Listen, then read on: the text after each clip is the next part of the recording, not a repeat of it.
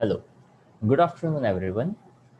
Chapter 7 Dynamics of System of Particles and Rotational Motion. ये जो chapter है उसके अंदर हमने देखा किस तरह से सेंटर ऑफ मास हमें मिल सकता है, position of centre of mass मिल सकता है, velocity of centre of mass मिल सकता है, एज वेल एज एक्सेलरेशन मिल सकता है, टोटल मोमेंटम, टोटल फोर्स, ये सभी छोटे छोटे पॉइंट्स जो है उसका हमने यहाँ पे डिस्कशन किया हुआ है। ठीक है, उसके बाद हमने देखा है क्या होता है रिजिड बॉडी। तो रिजिड बॉडी का मतलब होता है ऐसा कोई बॉडी जहाँ पे, आई रिपीट, ऐसा कोई बॉडी जहाँ पे उसकी relative positions invariant. Okay, if it's possible सब लोग अपना वीडियो ऑन रखिएगा, that's better for you. Okay, तो देखिए यहाँ पे हम ऐसा कर सकते हैं या तो आइडिया लगा सकते हैं कि यार रिजिड बॉडी, फॉर एग्जांपल मैं यहाँ पे एक रिमोट ले लेता हूँ, ठीक है। तो ये दो जो पोजीशन है, अगर आप इसको कैसे भी गोल गोल घुमाओ, कितना भी स्पीड दे दो, या आप उसको किसी भी टाइप का मोशन दे दो, आई रिपीट, आप किसी भी टाइप का उसको मोशन दे दो, तो ये जो ऑब्जेक्ट है जैसा है वैसे का वैसा रहेगा। मतलब ये जो दो पोजीशन है वो इनवेरिएंट रहेगी। अगर वो इनवेरिएंट रहती है मतलब आप एक सेंस में इसको रिजिड बॉडी कह सकते हैं। क्या कोई फिर से बताना चाहेगा रिजिड बॉडी का मतलब हमने एज पर द डेफिनेशन क्या निकाला है? Yes, anyone like to share? Rigid body मतलब हम क्या कह सकते हैं? मतलब उसमें कोई चेंज ना आए वैसा। ओके, और कोई एफर्ट और कोई point? Not change in size and shape. Not change in size and shape. तो फॉर एग्जांपल मेरे सामने लैपटॉप है, आपके सामने मोबाइल है या लैपटॉप है, तो क्या आप कैसे भी करके उसका शेप और साइज चेंज कर सकते हो क्या? हेलो, नहीं, उसका चेंज साइज नहीं कर सकते। नहीं कर सकते। तो क्या आप उसको रिजिड बॉडी कह सकते हो एक तरीके से? हाँ, कह सकते हैं। तो यहाँ पे फिजिक्स ने ऐसा समझाया कि रिजिड बॉडी एक्चुअल में एक आइडियल कॉन्सेप्ट है। अगर मान लो मैं ऐसा कहता हूँ कि ये फॉर एग्जांपल ये कोई सेंसिटिव या मोबाइल या फोन ऐसा होता है, इसको मैं ऐसे थ्रो करता, तो आप मोबाइल को ऐसे ही थ्रो करते हो कहीं पे भी, तो कि नहीं यार ऐसे नहीं थ्रो, हाँ बैड हो या तो अपने को पता है यहाँ पे मोबाइल सेफ है तो हम ऐसा थ्रो शायद कर सकते हैं, ठीक है। लैपटॉप को थोड़ी ना ऐसे उठा कर ऐसे थ्रो करेंगे, क्यों, रिजिड बॉडी है ना। तो कि नहीं, रिजिड बॉडी एक सेंस में है पर वो सेंसिटिव है, उसका स्क्रीन वगैरह जो है वो टूट सकता है, डैमेज हो सकता है। तो फिजिक्स ऐसा समझाता है कि किसी का शेप साइज आप कुछ भी करो, प्रेशर दो, फोर्स दो, कुछ भी करो, चेंज ना हो, तो हम कहेंगे यार ऐसा तो कुछ नहीं होता है। कुछ ना कुछ करने से, पत्थर हो, स्टोन हो, तो वो भी टूट सकता है। ओके, अगर हम ऐसा कहते हैं डायमंड, ओके, हार्डेस्ट ऑब्जेक्ट, तो वो भी तो टूट सकता है, मतलब उसको कट कर सकते हैं। तो फिजिक्स ये कहता है कि यार ऐसा तो कोई चीज़ एग्जिस्ट नहीं करता है, बट एक सेंस में हम ऐसा कह सकते हैं कि जनरली कोई भी सॉलिड ऑब्जेक्ट को आप रिजिड जैसा समझ लो तो काम हो जाएगा। अब ध्यान से सुनिएगा, यहाँ पे आपको ये एक येलो कलर का बटन दिख रहा होगा। अब मैंने यहाँ से, जहाँ पे मेरा फिंगर और थंब है, मान लो वहाँ से मैंने एक वायर पास किया होता और ये ऐसे रोटेशन दे रहा है, राइट। ओके, ध्यान से सुनिएगा, समझने का ट्राई करिएगा। क्या अगर ये मैं ऐसा कहता हूँ कि ये येलो बटन है, उसने एक सर्कुलर पाथ ट्रैवल किया, then what you can say about this screen, ये स्क्रीन ने कैसा पाथ ट्रैवल किया होगा? सर्कुलर।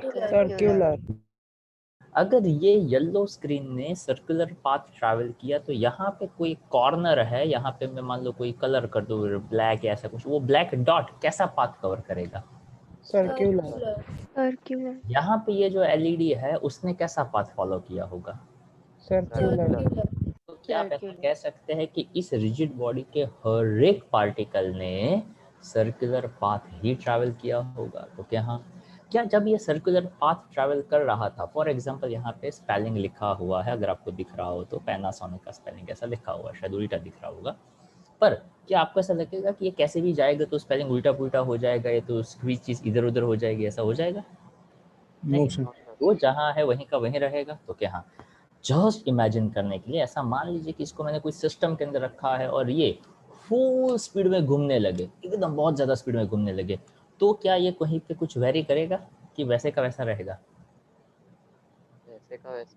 वैसे का ऐसे वैसे। का अच्छा, अगर मान लो ये ऐसा सर्कुलर पाथ फॉलो करता तो कुछ चेंज होता कि सब कुछ ऐसे का ऐसे रहता? नहीं सब सर, कुछ वैसे ऐसा कैसे ही रहता है। तो भाई मैं ये समझाना चाहता हूँ कि एक सेंस में अगर मैं इस ऑब्जेक्ट का सेंटर ऑफ मास, इस ऑब्जेक्ट का एज ए रिजिड बॉडी समझ लूँ, इसका मैं एंगुलर वेलोसिटी समझ लूँ, इसका मैं टॉर्क समझ लूँ, ऐसा मैं समझ सकता हूँ। क्यों? तो कि इसका कोई एक पार्टिकल जैसा पाथ फॉलो करता है, उस पूरा बॉडी, पूरा सिस्टम ऑफ पार्टिकल एक जैसा ही पाथ फॉलो करता है। अगर मैंने एक पार्टिकल को समझ लिया तो मुझे सिस्टम ऑफ पार्टिकल समझ में आ जाएगा, और सिस्टम ऑफ पार्टिकल समझ में आ गया तो मुझे पूरा रिजिड बॉडी का आइडिया जो है वो समझ में आ जाएगा। It is something like that कि अगर मान लो मुझे फॉर एग्जाम्पल मुझे ऐसा जैसे नहीं वो कुछ भी होता है तो ब्लड सैंपल लेते हैं, ओके तो ब्लड सैंपल से पता चल जाता है कि क्या प्रॉब्लम है, उसके लिए पूरा बॉडी का ब्लड निकलने की ज़रूरत नहीं है। ओके हम ऐसा कहते हैं कि वो पूरे ब्लड के अंदर है, वो मिक्स हो चुका है, या तो आपका ब्लड ग्रुप चेक करना फॉर एग्जांपल। ओके तो कोई एक जगह से एक छोटा सा पॉइंट, एक छोटा सा ड्रॉप उसने निकाल लिया तो भी पता चल जाएगा कि इसका ब्लड ग्रुप क्या है। उसके लिए कहे ज़्यादा ब्लड निकालने की ज़रूरत नहीं है, वहाँ पे छोटे से पॉइंट से पता चल जाता है। Exactly in the same way आप यहाँ से उसको जस्ट अंदर एक थोड़ा सा सिंपल सा आइडिया मैं यहाँ पे डेवलप करना चाहूँ तो मैं यहाँ पे ऐसा कह सकता हूँ कि एक सेकेंड, हाँ, कि यहाँ पे आप चाहो तो कोई भी एक पार्टिकल को समझ लो। अगर पार्टिकल समझ, पूरा का पूरा सिस्टम हमें समझ में आ सकता है। ओके तो देखो उसको लेकर जिन लोगों ने इस चैप्टर्स के प्रीवियस वीडियो नहीं देखे हैं, आई सजेस्ट कि आप उसको पैरेलल थोड़ा थोड़ा देखते जाइएगा। ओके आर्यन आपने इस चैप्टर के वीडियोस देखे दोस्त? नहीं सर। आर्यन सुन पा रहा है क्या हमें? सॉरी फिर से बोलिए। No sir. Okay fine. Okay तो प्लीज़ आप उसको देख लीजिएगा तो आपको एक बहुत ही बढ़िया सा कनेक्टिविटी जो है वो मिल जाएगा। एंड आई सजेस्ट कि आपका जो भी शेड्यूल है आप एटलीस्ट ऐसा ट्राई करिए कि जो पूरे दिन का जो वीडियो है उसको आप उसी दिन या तो दूसरे लेक्चर से पहले आप देख सको, तो आपको थोड़ा सा कनेक्टिविटी जो है वो इजीली मिल जाएगा, आप उसको प्रॉपरली कनेक्ट कर पाओगे। राइट? Yes sir. ओके आप पूरा ना जो उसका काफ़ी अच्छा सा बैकअप कवर अप कर लिया हुआ है तो आप प्लीज़ उसको थोड़ा सा मेंटेन करिए तो आपको ज़्यादा मज़ा आएगा। ओके काव्या आपने इस चैप्टर के सभी वीडियो देख लिए कि कुछ बाकी है? बाकी है सर। ओके कितने वीडियो बाकी है आपके? 2 वीडियोस बाकी है सर। 2 वीडियोस बाकी है। ओके एनी स्पेसिफिक रीज़न क्यों बाकी है? सर थोड़ा बहुत टाइम नहीं मैच होता है, लेकिन मैं देख लूंगी अभी। हाँ वो तो आप एट द एंड यही कहते हैं, सब लोग यही कहते हैं कि हाँ वो हम कर लेंगे। तो आपको जो टाइम दिया जाता है उस टाइम फ्रेम के अंदर देख लो, that is a much better for you. And ये जो भी है जो लाइव में है या लाइव नहीं है, okay it is everyone's just a big क्या बोलते हैं उसको, एक मेंटल हर्डल आप लेकर बैठे हो। आप लोगों को ऐसा लग रहा है कि टाइम नहीं है, 45 मिनट्स 1 आवर, ओके आप उतना टाइम निकाल सकते हो अगर निकालना चाहो तो। ओके उसको मेंटेन करिए। रीज़न इज दैट कि तो ही आपको ये इजीली क्लियरली समझ में आ सकता है। चलो कोई बात नहीं, थोड़ा सा आगे देख लेते हैं। चलो मेरी आवाज़ सबको प्रॉपर सुनाई दे रही है? किसी को कोई प्रॉब्लम लैग हो रही है सर, बीच में लैग हो रही है ना? वो मुझे इजीली पता चलेगा। तो जब भी आपको ऐसा लगे कि यार ऐसा कुछ है तो हाँ यस मुझे 12th के स्टूडेंट्स ने भी बोला था। ओके आज के लिए मैं ऐसा छोड़ देता हूँ। ऐसा हो तो शायद यहाँ से लोड ज़्यादा ले रहे होंगे, जाके हमने वीडियो से भी आपको कनेक्ट किया हुआ है। तो मैं एक काम करता हूँ, मैं अपना एक का ही वीडियो जो है वो ऑन रखता हूँ, आप सब लोग अपना वीडियो है वो बंद कर दीजिए, ताकि आपका जो वीडियो है वो मेरे ही नेट में शायद लोड बढ़ा रहा होगा, मे बी लाइक दैट। तो आप एक काम करिए, इफ़ इट्स पॉसिबल तो आप जैसे पहले पढ़ते थे वैसे वीडियो बंद कर दीजिए, ठीक है। तो देखिए, तो यहाँ पे जो हम पढ़ रहे हैं उसमें छोटा सा पॉइंट जो है वो हमें देखना था। अब भी अगर आपको कुछ समझ में ना आता हो, कहीं पे कोई डिस्टर्बेंस आता हो तो प्लीज़ बताइएगा। तो my point is always that कि थोड़ा सा कनेक्टिविटी रखिए। ओके, कनेक्टिविटी कंटिन्यूटी से आएगा, कंटिन्यूटी नहीं होगा तो आप कनेक्ट ही नहीं कर पाओगे। 2 लेक्चर्स जो काफ़ी स्टूडेंट्स के जो भी जिसके भी मिस हुए हैं, तो ये जो भी देखेंगे ना उसको थोड़ा सा अजीब सा लगेगा। जिन लोगों ने देख लिया they feel that if I say that RCM, तो जिसने अटेंड किया वो फटाक से कहेगा RCM that is a position of centre of mass, M1 R1 plus M2 R2 up to Mn Rn divide by M1 plus M2 to Mn। वो फटाफट connect कर पाएगा। जिसका लेक्चर मिस हुआ है वो बेचारा यहाँ पे जो लिखा हुआ है ना, ये इसी को देखकर थोड़ा सा घबराता रहेगा कि हाय हाय ये क्या लिखा है। ऐसे बहुत सिंपल सी बात है। तो प्लीज़ अगर आप फिज़िक्स के साथ कनेक्शंस और कनेक्टिविटी अच्छी सी चाहते हो तो थोड़ा सा कंटिन्यूटी जो है वो बना के रखिए। ओके, और मैंने पहले भी कहा हुआ है, देखो सब लोग बहुत जेन्युइन है, I can understand, but those who have no lecture on the Wednesday and Saturday, especially from the Dharnidhar branch, they have to attend the live lecture. हाँ, टाइमिंग में थोड़ा सा हो सकता है, उसके लिए मैं कुछ नहीं कर सकता हूँ, पर जब भी आपको टाइम अलाउ करे please try to attend live lecture. Okay, वैसे उसके पीछे कोई ऐसा स्ट्रॉन्ग रीज़न नहीं है, पर मुझे सिर्फ इतना लग रहा है कि लाइव लेक्चर हो आज का, थोड़ा सा ये कनेक्शन दैट्स ओके।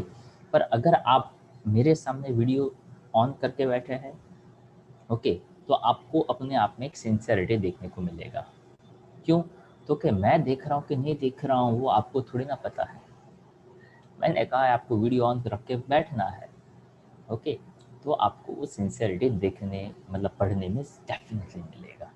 तो ट्राई करिए, आप लाइव लेक्चर अटेंड करिए।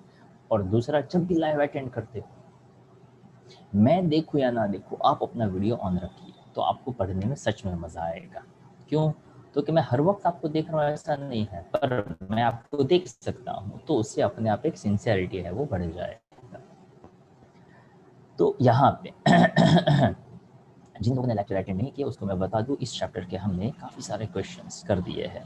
ओके, 6th हो चुका है, 7th हो चुका है, 8th भी हो चुका है, और उसके बाद ये एक्स्ट्रा क्वेश्चंस थे that is about cross product. ये एक्स्ट्रा क्वेश्चंस भी हमने किए हैं और प्रॉपर्टीज़ भी हमने किया हुआ है।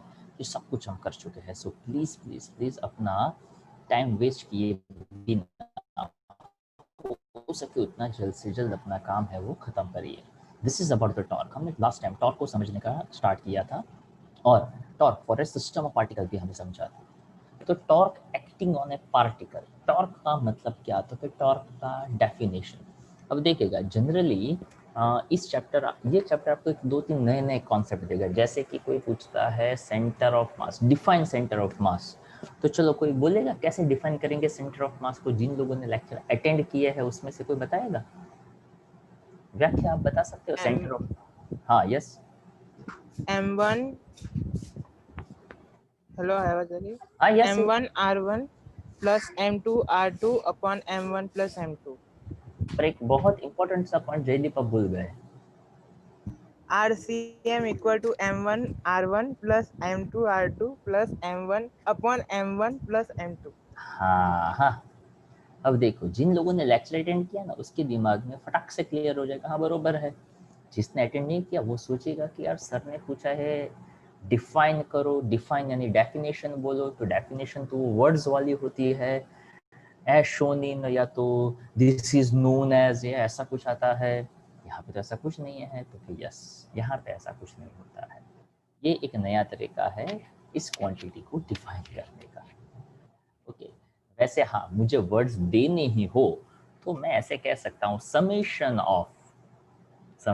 of product of masses and respective position with the ratio of the total mass. मतलब मैंने क्या किया, of summation of masses with the product of masses in the position with respect to total mass. Yeah, same way. आप में से चलो कोई बोलेगा what is torque definition? The force applied to bring an object in rotational motion.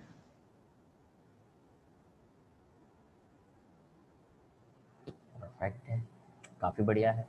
तो देखो simple सी बात समझिए आप कि मान लो ये एक सरफेस है, उसके ऊपर मैंने एक ऑब्जेक्ट रखा, फॉर एग्जांपल ऐसा ऑब्जेक्ट रखा, मैंने यहाँ से, आपको दिख रहा होगा, मैंने यहाँ से उसको फोर्स दिया और ऑब्जेक्ट का मोशन हुआ।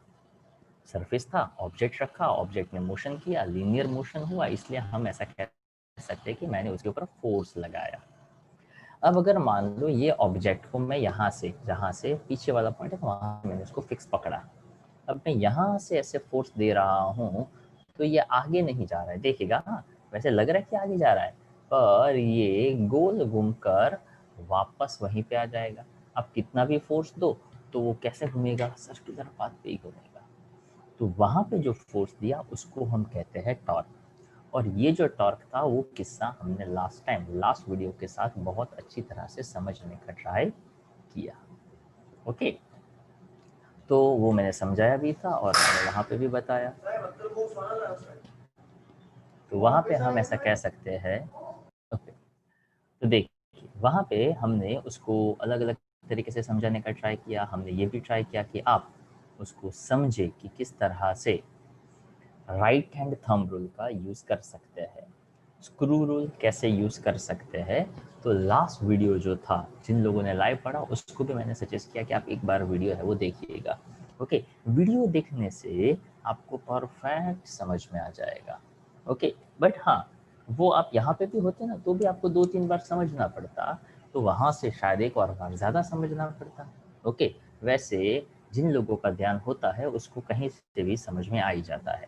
राइट हैंड थंब रूल को फिर से छोटा सा आइडिया में दे रहा हूँ। यहाँ पे आप ऐसा समझिए कि ये एक वेक्टर था, ये उसके ऊपर दूसरा वेक्टर था। सीधा सीधा सिंपल सा आइडिया क्या कि राइट हैंड रूल अप्लाई करना हो तो राइट हैंड को फर्स्ट क्वांटिटी की डायरेक्शन में ऐसे रखने का, ऐसे मतलब इस तरीके से रखने का जिससे आप फिंगर्स कर्ल करो तो दूसरी क्वांटिटी को टच करे, ऐसा समझने के लिए। हाँ, ऐसा रूल में नहीं बताया है, रूल में तो सिर्फ इतना बताया है, curl your fingers in such way that thumbs give the direction of a resultant quantity. But curl कैसे करना है वो तो आपको समझना है और मुझे समझाना है।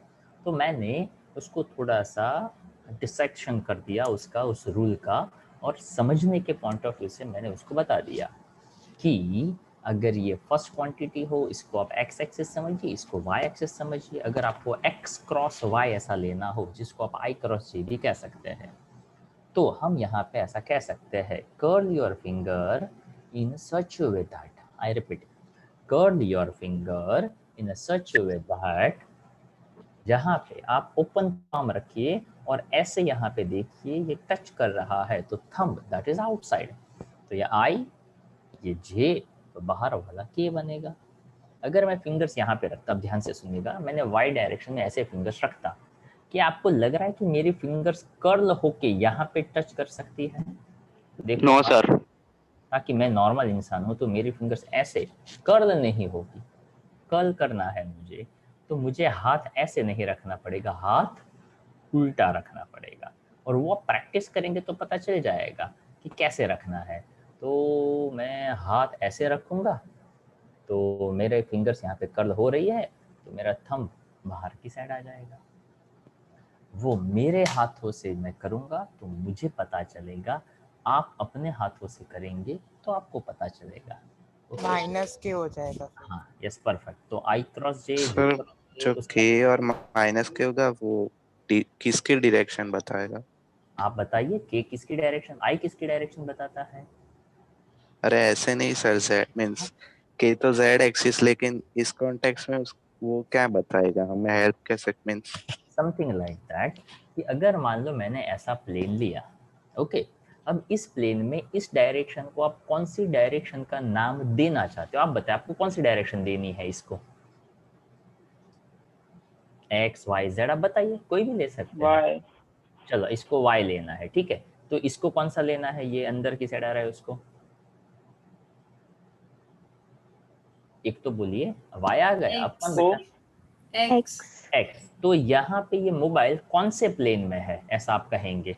ये एक्स है, ये वाई है, तो एक्स वाई प्लेन में मोबाइल हो गया। अब इससे परपेंडिकुलर कौन होगा? या तो जेड होगा या तो माइनस जेड होगा। कैसे?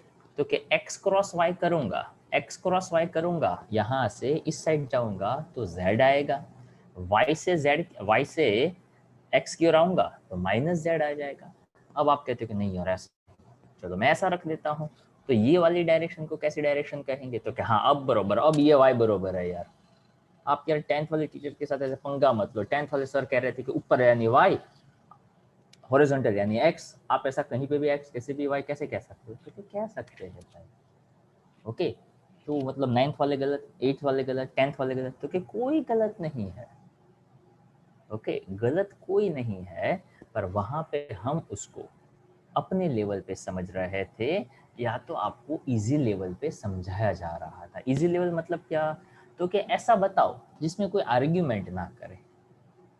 वहां पे आपको बताया जाता है कि हॉरिजॉन्टल यानी एक्स, वर्टिकल यानी वाई, आपका दिमाग सेट, ओके। अब यहाँ पे देखो फिगर में क्या बताया, तो कि हॉरिजॉन्टल यानी वाई, ये वाला एक्स और ऊपर वाला जेड। तो फटाक से दिमाग आर्गुमेंट करेगा, यार ये गलत है, जेड थोड़ी ना ऊपर होता है। अरे एक्स भी कहीं पे हो सकता है, वाई भी कहीं पे हो। अच्छा, क्या ऐसा कोई रूल है कि मैं ऐसे ही बात करूं? क्या मैं मोबाइल में ऐसे बात करता हूं कभी भी? आप भी करते हो ना ऐसे बात? ऐसे बात कब करते हो आप? Video call. वीडियो कॉल पे। वीडियो कॉल पे। अच्छा, क्या कभी हम ऐसी बात करते हैं, ऐसे बात करते हैं कभी? नहीं सर। नहीं, कोई कोई लोग करता है ना। कब बात करता है? क्योंकि साउंड क्लियर नहीं आ रहा है। स्पीकर। हाँ स्पीकर पे। हाँ रखते तब। हाँ, मतलब क्या? तो कि यार मान लो मैं यहाँ पे बात कर रहा हूँ, 2-4 लोग बैठे हैं, हाँ बोलिए क्या बोल रहे थे? मतलब ऐसे थोड़ी ना कोई बात करता है। तो क्या करते हैं ना, कब? क्योंकि जब स्पीकर के बात करते हो तब। अच्छा, क्या आपने कभी बड़े बुजुर्ग को स्पीकर ऑन करके ही ऐसे बात करते हुए देखा है? मैंने तो देखा है। हाँ सर देखा है। हाँ, सर। देखा है। क्यों? तो कि यार वो बड़े है, बुजुर्ग है, उसको नहीं सुनाई दे रहा था, इसलिए हमने स्पीकर ऑन कर दिया। तो क्या ऐसा रूल है कि स्पीकर पे बात करो तो ऐसे ही बात करो यार, ऐसे नहीं रखने का? ऐसा कोई रूल नहीं है, ओके। अगर मान लो वीडियो कॉल पे बात करते हो तो ऐसे ही बात करना जरूरी है? ऐसे बात कर सकते हैं? तो क्या हाँ कर सकते हैं। काफी लोग वीडियो तो ऐसे ही अभी अटेंड कर रहे हैं ना कि वो सामने ऐसे रखा हुआ है, तो मुझे उसका सिर ऐसे दिख रहा है, वो भी चल रहा है। आई hope you understand my point. मतलब क्या? तो कि यही वाई एक्सिस हो ऐसा कोई ज़रूरी नहीं है। इसको मैंने ऐसे कर दिया तो ये भी वाई चलेगा, ये एक्स चलेगा। ऐसा रखो तो इसको जेड भी कह सकता हूँ, इसको वाई भी कह सकता हूँ। अगर ये जेड हो गया, ध्यान से सुनिएगा, अगर ये वाला जेड हो गया, ये वाला वाई हो गया, तो यहाँ से जो बाहर निकल रहा है वो कौन सा डायरेक्शन हो जाएगा? एक्स। तो अंदर आ रहा है वो कौन सा हो जाएगा? Minus x. X dash. हाँ, एक्स डैश। अगर मैंने इसको जेड कहा, ऊपर वाले को जेड, तो नीचे वाले को माइनस जेड। Z dash. अगर इसको मैंने वाई कहा तो इस वाले को Y dash. Y dash. Dash. Perfect. अगर मैं यस सर। तो यहाँ पे ऐसा समझना है कि देखिए यहाँ पे फिगर के अंदर मैंने पार्टिकल को कौन से प्लेन में दिखाया है। देखिए इस फिगर में पी कौन से प्लेन में है? X Y plane. X perfect. Y. अब क्रॉस प्रोडक्ट का सबसे ब्यूटीफुल कोई पॉइंट हो ना तो ये कि आप देख लो कौन से प्लेन में पार्टिकल है, उससे मिलने वाला रिजल्टेंट क्वांटिटी डेफिनेटली उससे परपेंडिकुलर होगा। अगर पार्टिकल एक्स वाई प्लेन में है तो उसका रिजल्टेंट या तो z या तो माइनस z पे होगा। ओके, जैसे कि I क्रॉस j क्या होता है, K K j cross I क्या होता है, माइनस के माइनस minus के K दो ही पॉसिबिलिटी, I क्रॉस k हो सकता है या तो j क्रॉस I हो सकता है, पर या तो उसका आंसर k या तो माइनस k हो सकता है, exactly in the same way. पर यहाँ पे एक रूल का रिस्ट्रिक्शन होगा। कैसा रूल का रिस्ट्रिक्शन होगा कि अगर मैं कहता हूँ definition of torque is equal to cross product of r cross f, यानी टॉर्क तभी बनेगा जब r पहला हो, f दूसरा हो और उन दोनों के बीच में क्रॉस प्रोडक्ट बनता हो, तो ही ये टॉर्क होता है। तो अगर मैं F क्रॉस R बोल दूं तो मैं गलत। क्यों भाई गलत?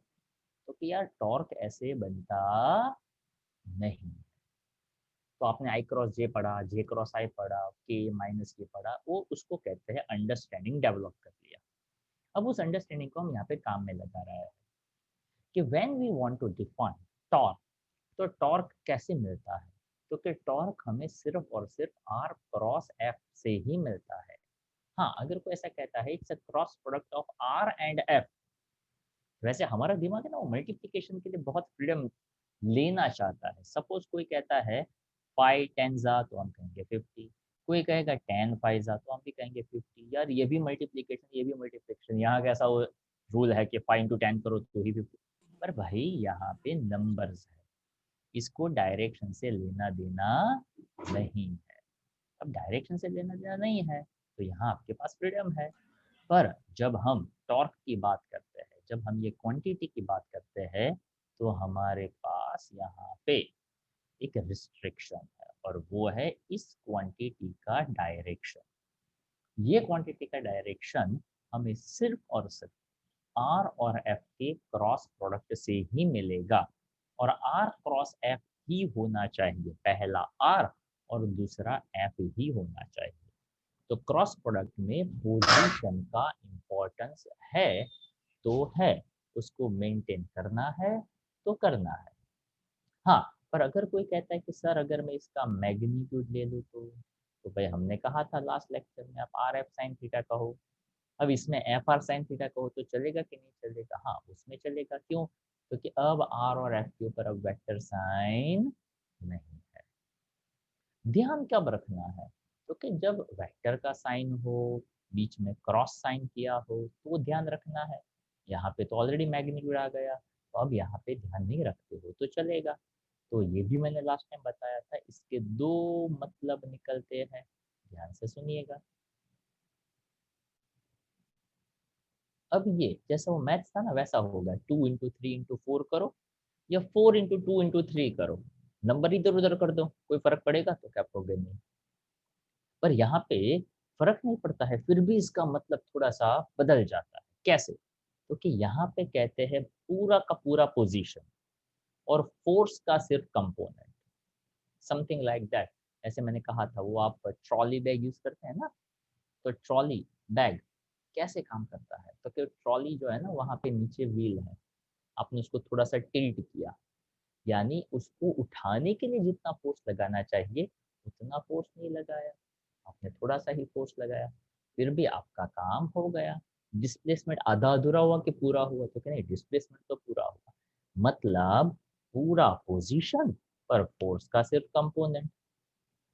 दूसरा, अब ये समझा रहा हूँ, देखिए आपके घर में दरवाजे होंगे, खिड़कियां होंगी, ओके, वहां पे उस दरवाजे को अगर वो हिंजेस है ना, जहाँ जो सपोर्ट है ना, वहां से अलग करके देखो तो दरवाजा उठा सकते हो क्या?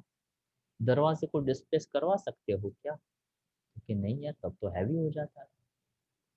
पर जितना सच में उसको डिस्प्लेस करने के लिए फोर्स देना पड़ता है, पर वो हिंजेस के साथ, वो सपोर्ट के साथ अटैच्ड है, ओके, उस वजह से आपका काम बहुत आसान है। क्या कभी आपने सोचा कि उस दरवाजे पे जो हैंडल रखा है, वो हैंडल, वो जो हिंजेस है ना उसके साइड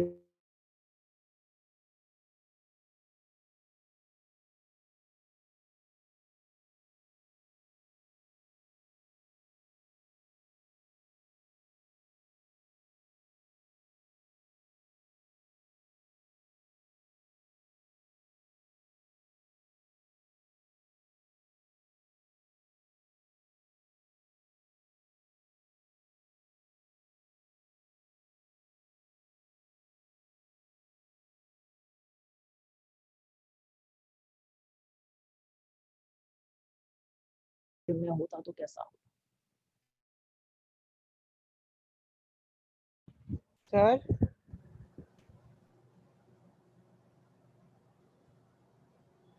हेलो हाँ जयदीप। सर नहीं आ रहे, मतलब चिपक गए थे आप। ओके, कब से चिपक गया था? अभी अभी अभी अभी चिपक। सर 1 मिनट पहले ही। ओके, हाँ मतलब आपने लास्ट क्या सुना? वो डोर का आप बता रहे थे, हैंडल का कुछ। हैंडल। चलो फिर से, हाँ देखिए यहाँ से ये फिगर था, उसको मैं फिर से यहाँ पे बता देता हूँ, ठीक है। चलो तो अच्छा हुआ आप बताते रहिएगा ऐसा कुछ कुछ।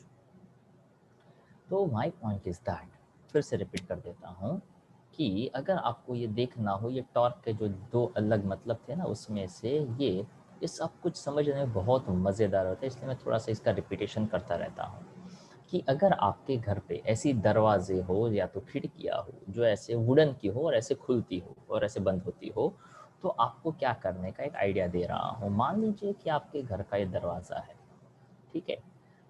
यहाँ से वो हिंजेस लगाए हुए हैं और हैंडल जो है ना वो यहाँ पे है, ओके। तो ऐसा सोचिए कि दरवाज़ा खुला है और यहाँ पे कोई डिज़ाइन वगैरह हो ना, तो आप ट्राई करिए कि आप यहाँ से उसको पकड़ कर खींच कर आप दरवाजे को बंद कर सको बिना हैंडल को खींचे।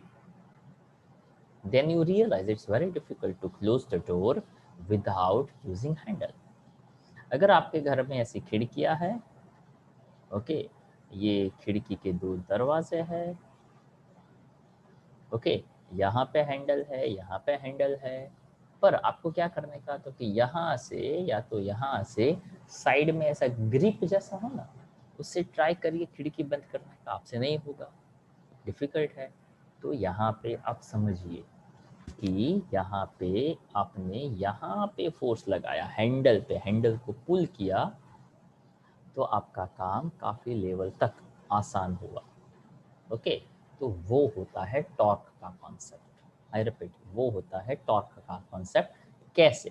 तो कि वहाँ पे आपने जितना फोर्स लगाना चाहिए, वहाँ पे आपने फोर्स आपने यहाँ तक लगाया, देखिए यहाँ तक लगाया, ओके। पोजीशन वेक्टर आपने मैक्सिमम यूज़ किया और फोर्स का काम आपने मिनिमम किया, ओके। जैसे ट्रॉली बैग उठाने के लिए जितना फोर्स देना चाहिए आपने उतना फोर्स दिया नहीं। जनरली फिजिक्स की हर एक फिनोमेना हम कैसे अपना काम मिनिमाइज करें, हम कैसे अपने काम को आसान करें, उसके लिए होता है। याद करिए जब आपने आई थिंक बहुत इनिशियल स्टैंडर्ड्स में पढ़ा होगा पुली के बारे में या तो लीवर के बारे में, याद है? सीसो जैसा भी आपने शायद पढ़ा होगा, लीवर फर्स्ट सिस्टम या ऐसा कुछ आपने पढ़ा होगा, क्योंकि सिंपल टाइप का लीवर सिस्टम आपने अगर पढ़ा हो तो, क्योंकि जैसे कि घर में वो छोटे छोटे किचन इंस्ट्रूमेंट्स होते हैं, ओके, कोई गर्म वैसल उसको पकड़ने के लिए हम यूज़ करते हैं, तो just observe the shape, okay. तो रोटी जो इसको उठाया जाता है, अगर वो इंस्ट्रूमेंट को आप देखो तो उसका भी शेप थोड़ा सा अलग होता है। वो हर एक चीज़ हमारा काम आसान करती है। Have you ever notice different kind of scissors? अगर आपने ऑब्जर्व किया हो तो जनरल सीजर्स होती है, वहाँ पे कहाँ पे वो सपोर्ट दिया गया है। ऑब्जर्व जो बार्बर शॉप के अंदर जो सीजर यूज होती है वो थोड़ी अलग होती है।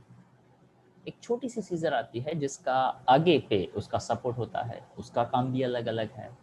तो ये सभी चीज़ें हम फिजिक्स के अंदर पढ़ते हैं। Just it's about observation. Observation करने के बाद, ये सब समझने के बाद आपका नेक्स्ट रोल आता है जिसको हम कहते हैं क्वेश्चन को लर्न करना। तो क्वेश्चन को लर्न करने के लिए क्या करने का, तो कि सबसे पहला भाई फिगर कैसा है, तो कि चलो फिगर ड्रॉ कर दिया। अब फिगर में ये हाथ ड्रॉ करना है, तो कि नहीं, हाथ नहीं ड्रॉ करना है, it is just for the reference. पर ध्यान किस बात का रखना है, तो कि आर की डायरेक्शन में फिंगर्स रखिए, एफ की डायरेक्शन में फिंगर्स को कर्ल कीजिए। देखिए आप यही चीज़ आप अपने घर पे भी ऑब्जर्व करेंगे कि ये मैं एक्स वाई प्लेन में इस पार्ट को मैं समझूं कि ये मेरा एक्स वाई प्लेन है, मैं यहाँ पे एफ लगा दूँ, ठीक है। पर रूल क्या कहेगा, तो कि रूल ऐसा कहेगा कि इस आर्क का हेड और एफ का टेल यहाँ पे है ना, ऐसा नहीं, इसको थोड़ा आगे लेकर जाओ, दोनों की टेल साथ साथ रखो, अब आर की डायरेक्शन में फिंगर्स रखो और एफ को टच करे, ऐसे फिंगर्स को कर्ल करो। तो देखो आर की डायरेक्शन में फिंगर्स है, एफ की ओर मैं उसको कर्ल कर रहा हूँ, तो मेरा थंब ऊपर की डायरेक्शन में मिल रहा है। आपको ये अच्छा नहीं लग रहा है, कोई बात नहीं, आप ऐसा रखो, ये आपका आर था, ये आपका एफ है, पर यहाँ पे एक का हेड और एक का टेल मिल रहा है, तो क्या करो, इसको थोड़ा सा और आगे जाने दो। तो ये हो गया आपका आर का पोजीशन, ये हो गया आपका एफ का पोजीशन। तो आर क्लियर दिख रहा है, एफ यहाँ पे टच भी हो रही है मेरे फिंगर्स, तो आर क्रॉस एफ, मेरा थंब कहाँ गया, ऊपर गया। But that comes with the practice, थोड़ा सा घर पे बैठकर ऐसा पेन पेंसिल लेकर ट्राई करने का। सर बार मीन्स बार जेड एक्सिस में जो मीन्स हमारा थंब हुआ तो वो टॉर्क की डायरेक्शन दिखाता है। यस, वो टॉर्क की डायरेक्शन दिखाता है, यहाँ पे टॉर्क की डायरेक्शन आएगी। एग्जैक्टली यही सब कुछ यहाँ पे, जैसे मैंने आर क्रॉस एफ कहा, फोर्स कहा, तो ये टॉर्क बन गया। अब मैं यहाँ पे अगर आर क्रॉस पी कहूँगा ना, ये देखो ये लीनियर फोर्स, तो ये टॉर्क किसके जैसा फोर्स है, तो क्या एंगुलर जैसा फोर्स है। अब ये पी लीनियर है तो इससे बन जाएगा एंगुलर मोमेंटम। बहुत ही सिंपल सी और आसान सी बात है। याद करिए, हमने एक फॉर्मूला आपको दिया था वॉर वाला, ओमेगा क्रॉस आर, याद है, V equal to omega cross R, हमने सिखाया था आप लोगों को चैप्टर 4 के टाइम पे। ओके, लीनियर वेलोसिटी और एंगुलर वेलोसिटी का ये रिलेशन है। Okay, V equal to omega cross R. तो यहाँ पे थोड़ा सा ध्यान रखने से आपके काफ़ी सारे कॉन्सेप्ट्स क्लियर हो सकते हैं, पर उसका रिपीटेशन आपको करना पड़ेगा। रिपीटेशन जितना अच्छी तरह से करेंगे उतना आपको बेनिफिट ज़्यादा होगा। ओके, थोड़ा सा ही कंफ्यूजिंग है, पर थोड़ा सा ध्यान रखेंगे तो सब क्लैरिटी मिल जाएगा। समझ लिया? तो क्या, हाँ, अब याद कैसे रखना है, क्योंकि पहले फिगर याद रखो, उसके बाद फिगर का एक्सप्लेनेशन। पहले लाइन फिगर का एक्सप्लेनेशन देता है, consider a particle P in XY plane, मान लो उसका पोजीशन वेक्टर OP है। नाउ वी अप्लाई फोर्स, तो सेकंड पॉइंट पे क्या बना, फोर्स का, कहाँ पे फोर्स दिया, तो क्या पार्टिकल P पे फोर्स दिया। तो अगर इसको मैं थोड़ा आगे एक्सटेंड करता तो उन दोनों के बीच में एंगल थीटा बनता। So the torque acting on the particle is defined as the vector product of position and force. तो देखो ये as such definition नहीं है, फिर भी torque equals to R cross F लिखते हैं ना, उसको यहाँ पे words दे दिए। The torque acting on the particle is defined as the vector product of position and force. पहले position बाद में force। तो देखो उसको symbolic form में ऐसा लिखा जाएगा, torque R cross F। वैसे इसको टी नहीं बोलेंगे, इसको हम बोलेंगे टाउ, TAU, टाउ बोलने का तरीका है। अब वो सही है, अगर कोई ऐसा कहता है T equal to R cross F तो चलेगा भाई, पर हाँ अगर आप ऐसा ही लिख दो तो it is something like that, कि जो लिखने का तरीका है वो वैसा ही तरीका है, तो ऐसे चलता नहीं है। क्यों नहीं चलता है? नहीं चलता है तो नहीं चलता है भाई। ओके, अब ऐसे ही लिखा जाता है तो ऐसे ही लिखने का। Okay, it is just something like as a way of writing. Okay, तो जो फॉलो करना है वो तो करना ही है। जैसे कोई कहता है एंगुलर वेलोसिटी मैं ऐसा करूँ तो चलेगा? नहीं चलेगा। क्यों? तो कि यार ये तो परफेक्ट डब्ल्यू जैसा दिखता है, पर ऐसा नहीं, थोड़े कर्व वाला डब्ल्यू बनाओ। क्यों? अरे वो उसका सिंबल है भाई, सिंबल है, जैसा दिखाना है वैसा दिखाना है। So that is no point to do argue on that. Torque equals to R F sine theta हो गया। तो अब वहाँ पे हमने उसको डिफाइन करने का ट्राई किया। कैसे? तो torque is a perpendicular to the plane. देखा ना, मैंने वो कहा था कि जहाँ पे भी प्लेन हो उससे टॉर्क परपेंडिकुलर होगा।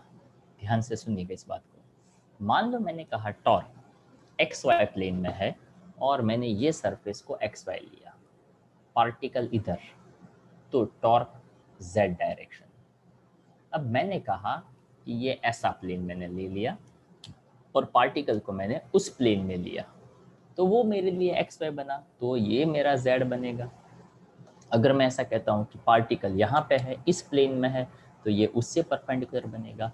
इन शॉर्ट, पार्टिकल जहाँ हो उससे परपेंडिकुलर डायरेक्शन में टॉर्क बनेगा। तो ये जो भी एक्सप्लेनेशन है ना, वो सिर्फ समझने के लिए है, once you understand, once you grab it कि हाँ यार क्लियर हो गया, तो उसके बाद यहाँ पे जो लाइन दी गई ना उसको लर्न करना है। लर्न करने के लिए रिपीटेशन करना है। ओके, कोई लाइन कोई वर्ड समझ में ना आए तो इट्स ओके, उसको इग्नोर कर सकते हैं, ताकि काफ़ी कुछ होता है उसमें से। ओके, तो इतना ज़्यादा वो टेंशन नहीं लेने का। ओके, और सब कुछ अपने को परफेक्ट आना ही, इट्स ओके, आए तो बहुत अच्छी बात है, पर नहीं आए तो टेंशन नहीं लेने का। चलो, अब यहाँ पे आर एफ साइन थीटा था और थीटा हमारे पास है, थीटा 0, थीटा 90, साइन 0 क्या होता है भाई? 1 0 साइन 0 0 0 0 हाँ, उसमें कंफ्यूजन तो अपना डब्बा गुल, अपने को प्रॉब्लम हो गई होगा। ओके, तो लिखा है देखो, this explain why it is easier to open और close a door when we apply force perpendicular to the door. Okay, मान लीजिए कि आपका दरवाज़ा है, यहाँ से फिक्स्ड है, तो हम ऐसे दरवाज़ा खींचते हैं या तो ऐसा हम फोर्स देते हैं, वो आपका काम आसान कर सकता है। ठीक है, आई होप सब लोगों के पास फिजिकल कॉपी होगा, नहीं हो तो मैं यहाँ पे आपको 2 मिनट दे रहा हूँ, इस क्वेश्चन को समझिए। 10th क्वेश्चन आई इंसिस्ट कि हर कोई अपने हिसाब से समझे और बाद में मुझे समझाए। चलो, I just give you 2 to 3 minutes. Cross B के फार्मूला यूज किया है, ए क्रॉस बी तो हमने पढ़ा था, factor A cross factor B. हाँ, हमने डिटरमिनेंट का यूज किया था। तो यस सर, देखो, तो डिटरमिनेंट अगर आता होगा, चैप्टर 4 का वो कॉन्सेप्ट हमने अगर पढ़ा होता है, अगर हमने प्रीवियस लेक्चर्स अटेंड किए हैं और हमने ऐसे न्यूमेरिकल्स भी किए हुए हैं, तो जिसका वो पोर्शन क्लियर, उसके लिए ये क्वेश्चन कुछ मायने नहीं रखता है, उसको बहुत ही सिंपल लग सकता है। चैप्टर सच में सिंपल है, पर वो सिंपल तब हो सकता है जब हमने आगे का कुछ पढ़ा हो। आगे का मतलब चैप्टर 4 में, चैप्टर 5 में, चैप्टर 6 में, चैप्टर 7 में। ओके, अभी एक स्टूडेंट ऐसा कह रहा था, वो आरसीएम वाला जो क्वेश्चन था ना हमारा, तो वहाँ पे देखिए हमने एक ऐसा पॉइंट रखा था आपके सामने कि dp/dt is equal to F, तो वो बेचारा यही नहीं समझ पा रहा था कि यार सर ये रोटेशनल मोशन में dp/dt is equal to force कहाँ से आया। तो क्या ये पॉइंट इस चैप्टर का है? कोई बताएगा ये क्या है? कहाँ पे पढ़ा आपने? चैप्टर 5। Exactly. ये आपने चैप्टर 5 में पढ़ा। ओके, और उसको हमने यही तो कहा था यार, differentiation of momentum with respect to time that give us a force. Momentum mass into velocity होता है, वेलोसिटी का डिफरेंशिएशन करो वो एक्सेलरेशन देता है। ये सब पॉइंट्स हमने पढ़े थे, हाँ या ना? yes sir यस सर, तो जो लोग परफेक्ट कंसंट्रेशन के साथ पढ़ते हैं, आई अंडरस्टैंड कि डिफ़िकल्ट है वगैरह वगैरह वगैरह, हम बोर हो चुके। देखो भाई, जो भी है वो अभी यही है। ओके, तो उसी को हम दिमाग में रखें और समझने का ट्राई करें, तो हमें सब समझ में आ सकता है। तो देखो, क्या ये हमने डिटर्मिनेंट समझा था, हाँ या ना? yes sir यस सर, चलो, Yes. अगर मैं इसको 1, इसको 2, इसको 3 कहूँ, इसको 1, इसको 2, इसको 3 कह सकता हूँ, 3 रोज 3 कॉलम, तो क्या हाँ, अगर मुझे फर्स्ट वैल्यू चाहिए तो फर्स्ट को हाइड करो, क्रॉस प्रोडक्ट कहाँ से लेने का, तो फिर 2 3 3 2 ऐसा हम बोलते थे, y f z minus z f y, -6 बराबर। ये पढ़ा था चैप्टर 4 के अंदर। नहीं याद हो तो चैप्टर 4 का वीडियो रिवाइज करो तो जल्दी पता चल जाएगा। अब मुझे सेकंड चाहिए यानी जे कैप वाली वैल्यू चाहिए, तो यहाँ पे प्लस रखो, जे कैप करो। सेकंड चाहिए यानी थर्ड से स्टार्ट करो, तो 3 से 1 का क्रॉस प्रोडक्ट और 1 से 3 का क्रॉस प्रोडक्ट यानी जेड एफ एक्स और एक्स एफ जेड। अब देखो यहाँ पे अगर किसी ने गलती कर दिया कि 1 3 और 3 1 एक ही तो होता है, तो गड़बड़। ओके, आपका मैथ्स इतना पावरफुल है कि अगर x माइनस वाई और y माइनस एक्स सेम होता है क्या, तो आप कहोगे नहीं यार, ऐसा करना हो तो ब्रैकेट बनाओ और आगे माइनस n करो। एम आई राइट और रॉन्ग? राइट। राइट। तो हमारा मैथ्स इसमें पावरफुल है। जो लोग बायोलॉजी वाले हैं वो भी ये कॉन्सेप्ट तो I think 7th 8th standard में पढ़ चुके हैं। तो जो मैथ्स का रूल हर जगह पे अप्लाई होता है, वही मैथ्स का रूल फिजिक्स में भी अप्लाई होता है। तो जो जैसे इंस्ट्रक्ट किया जाए वैसा ही पढ़ने का। तो देखो यहाँ पे I के साथ ये समथिंग आर एफ जैसा ही होता है, y is R, F is a force. R F जैसा ही है। तो इस वैल्यू को कहा जाता है, देखो, this is known as torque in X direction, this is known torque in Y direction. क्या हुआ Nishant? This is torque in Z direction. Okay, तो ये याद रखना है, उसको 2-3 बार लिखेंगे याद रह जाएगा। जनरली फिजिक्स के अंदर 2-3 छोटे छोटे पॉइंट्स आते हैं। एक होता है सबसे पहला कॉन्सेप्ट को समझना, समझने के बाद उस कॉन्सेप्ट को याद रखना। समझने के लिए एक्सप्लेनेशन ज़रूरी होता है, आपका एक्सेप्टेंस ज़रूरी होता है, और लर्न करने के लिए आपको जो इंस्ट्रक्शंस दिया जाए उसको फॉलो करना होता है, 2-3 बार लिखना होता है, तो समझ में आ जाएगा। Now next and very important question. हाँ, हम इस चैप्टर में थोड़ा और स्लो जाएंगे, ताकि ये चैप्टर, मुझे ऐसा लगता है that is at the peak. Physics समझना हो तो ये चैप्टर एकदम पीक पे है। ओके, ध्यान से समझने का। What is a couple? Couple यानी कपल टूर्स एंड ट्रैवल्स नहीं रखने का। What is a couple? तो कि कपल, किसी दो पैर को आप कपल कह सकते हैं। ओके, अब मान लो हम यहाँ पे एज ए कपल की बात करते हैं, तो कपल का मतलब यहाँ पे आप क्या करेंगे? तो कि यहाँ पे कपल का मतलब ऐसा करेंगे कि ऐसे कोई दो फोर्सेस जो दोनों मिलकर सर्कुलर मोशन देते हो। आई रिपीट, कपल यानी ऐसे दो फोर्सेस जो दोनों मिलकर हमें सर्कुलर मोशन देते हो। So what effect does it have on a body? Show that the moment of couple is same irrespective of the point of rotation of a body. याद करिए, ये क्या मैं साइन दे रहा हूँ भाई? कोई आइडेंटिफाई कर पाएगा? Steering wheel. Steering wheel. ये क्या इंडिकेट कर रहा हूँ मैं? पैडल। वॉकिंग।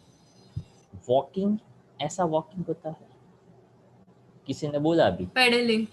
पैडलिंग। ओके, तो पैडलिंग ये अगर ऊपर से नीचे जाएगा, क्या कभी आपने साइकिल चलाते वक्त ऐसा महसूस किया है कि ये ऊपर से नीचे जब जाता है तभी एफर्ट डालना पड़ता है, ये पैर अपने आप ही नीचे चला जाता है? Like this we need to exert the force, at the same time ये अपने आप ऊपर आ गया, अब फिर से यहाँ पे फोर्स दो, ये अपने आप ऊपर आ गया। तो क्या आप ऐसा नोटिस किया है? फोर्स फोर्स फोर्स, मतलब क्या एक बार राइट में फोर्स दिया, एक बार लेफ्ट में, एक बार राइट में, एक बार लेफ्ट में, कभी ऐसा महसूस किया, ऑब्जर्व किया? अगर हाँ तो ये समझ में आ जाएगा। सपोज मुझे, हाँ ये रहा, अपने पास सैनिटाइजर का बॉटल तो होता ही है।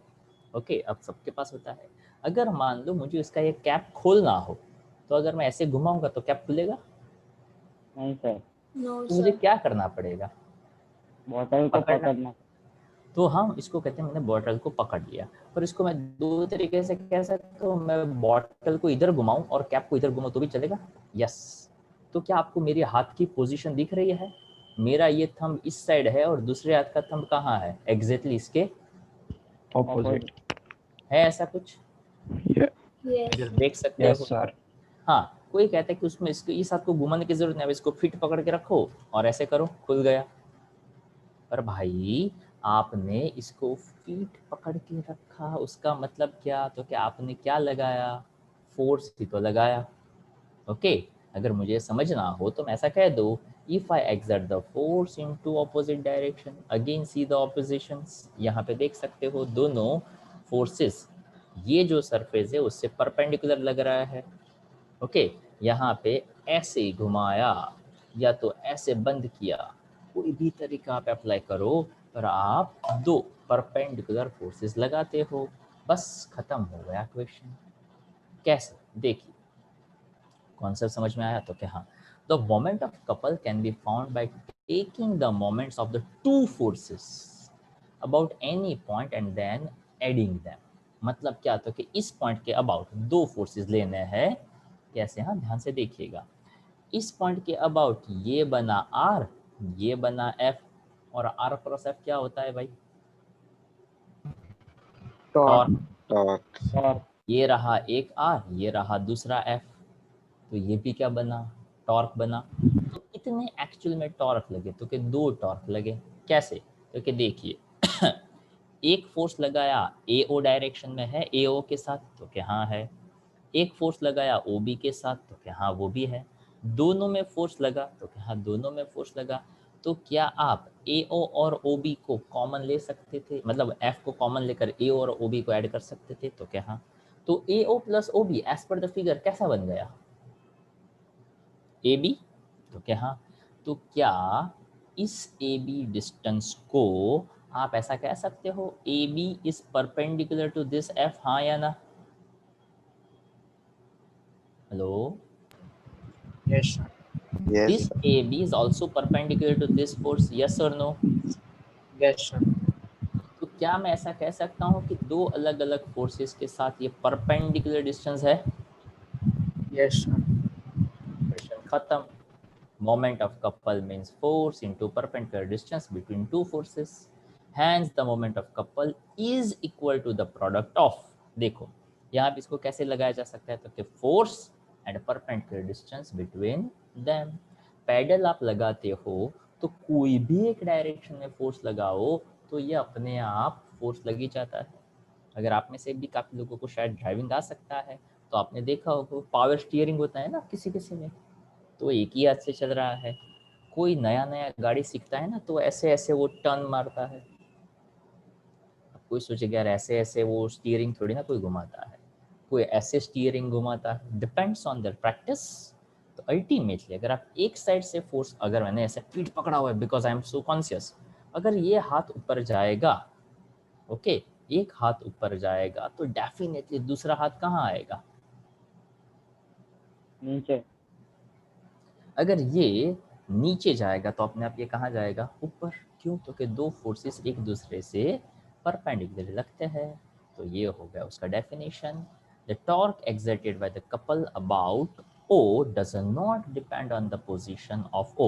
आप O कहीं पे भी रखो उससे कोई फर्क नहीं पड़ता है। टॉर्क और the moment of couple is independent of choice of the fulcrum. Fulcrum यानी क्या? तो कि जिसके अबाउट फोर्स जो है वो लग रहा है वो उसकी बात करते हैं, but that is especially applicable for the coupled forces. इतना समझा है? तो आपको Sir, moment of a couple means torque ही हुआ। हाँ वो उसका नाम है, जैसे मोमेंट ऑफ फोर्स को टॉर्क नाम दिया उसी तरह से मोमेंट ऑफ कपल, ओके ऐसा जस्ट एक नाम दिया हुआ है, just as another name. Okay moment यानी one kind of a magnitude. I hope you understand the point. Okay हेत समझ में आया भाई? Yes, sir. ओके चलो देखो यहाँ पे 1 2 और 3 आई थिंक हमने किया था, फोर्थ भी हमने किया था। ओके यहाँ पे फिफ्थ क्वेश्चन में एक क्या बोलते हैं उसको, फिफ्थ सिक्स और सेवन, तीन क्वेश्चन मैं यहाँ पे आपको ट्राई करने के लिए दे रहा हूँ।